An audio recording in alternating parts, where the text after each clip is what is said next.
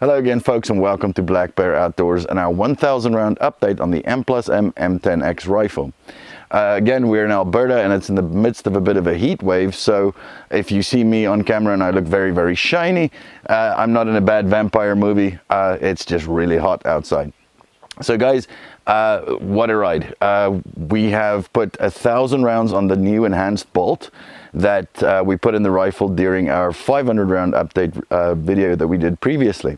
Now, the first 500 rounds we did with the bolt that shipped with the rifle. It had a bit of marring on it and so forth, as you would expect, like everybody was reporting. Didn't look like it was going to fail at any point.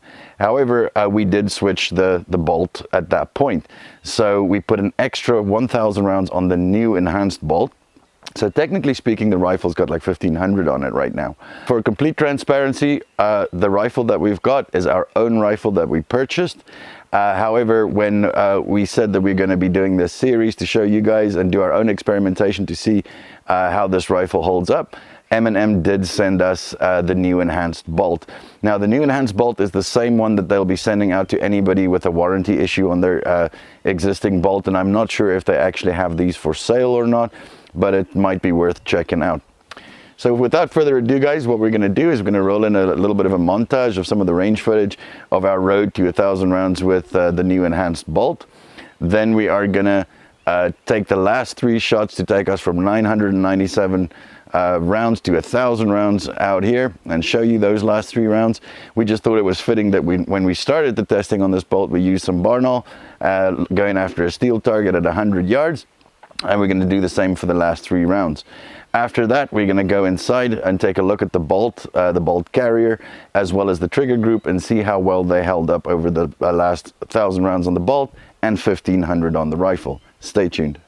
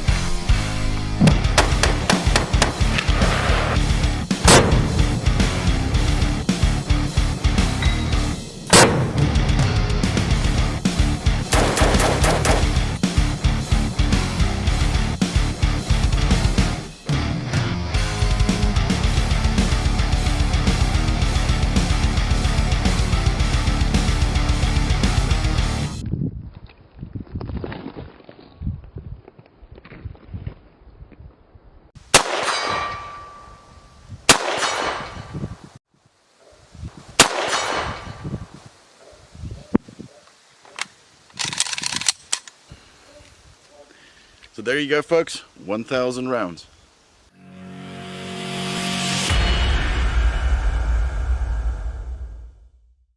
All right, folks, now that we got the rifle on the table, a couple of admin-y things. Firstly, I'm wearing my blue gloves as usual. That's not to leave any fingerprints on the rifle, or too many at least.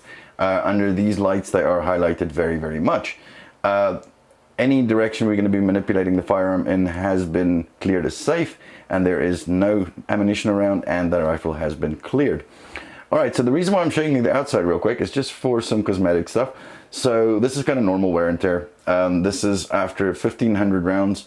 You'll see a little bit of finish wear there around the ejection port, but that's kind of what we were expecting. All right, so I haven't cleaned it in a minute, so I'm probably gonna have to wipe down the bolt and the bolt carrier and stuff so we can see what's going on.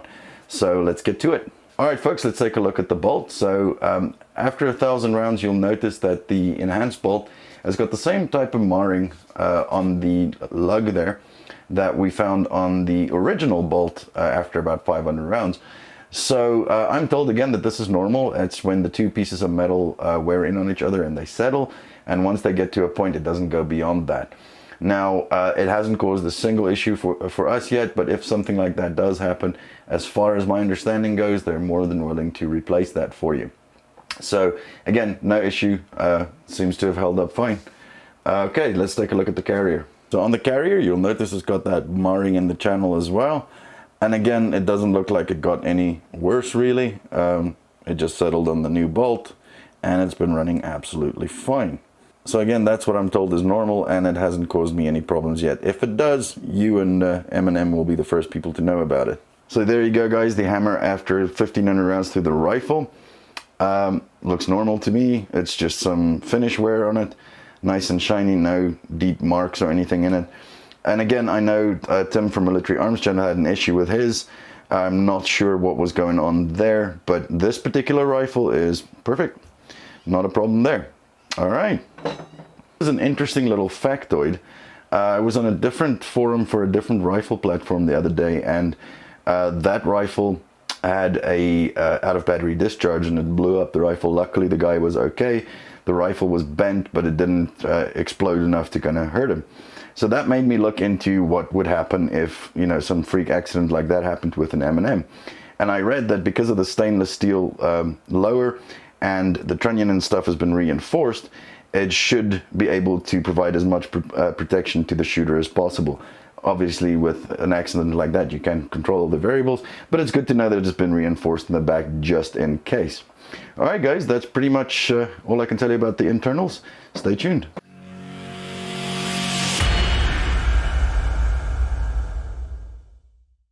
All right, folks, so what's the takeaway and what did we learn over the last 1,000 rounds that we put through this rifle? Well, as expected, when we put the new bolt into the rifle, our break-in period started all over again. And we did have 3 stovepipes with the rifle during that period of time. One was again with those PPU rifle line ammo. That's again, you know, sometimes they're weak loads. And oddly, 2 with the Hornady black ammo. Now, we don't know if that is because of under or overgassed issues there.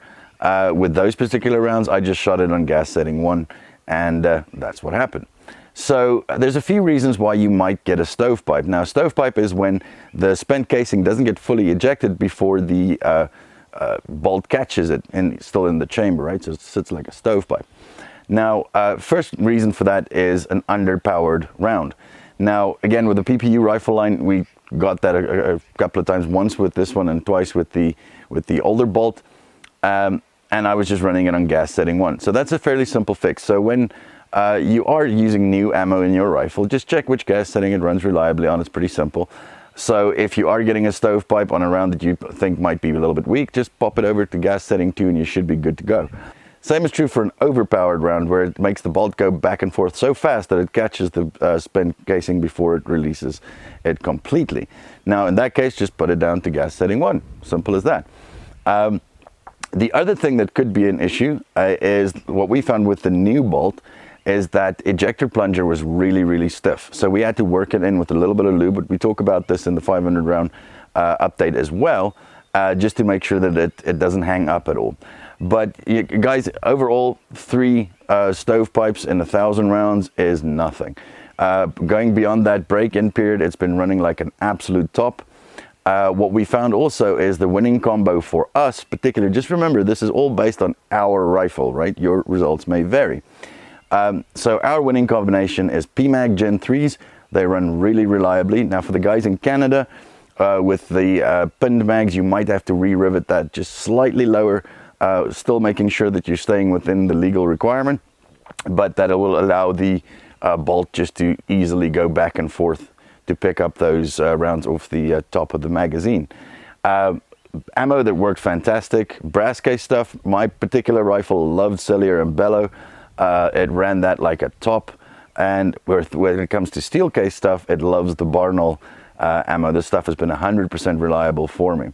Now, what we're going to be doing in future still, guys, is we are going to be doing some accuracy testing with the steel cased ammo. That's a lot of you guys requested that. So we'll be using Barnall and, dare I say it, Norinco surplus. So in my opinion, and remember, this is just my opinion, I'm not going to regularly run Norinco through my rifle. And the reason for that is that I've seen some absolute horror stories online. I've heard of people who've been running thousands of these rounds through their M10Xs with no problem.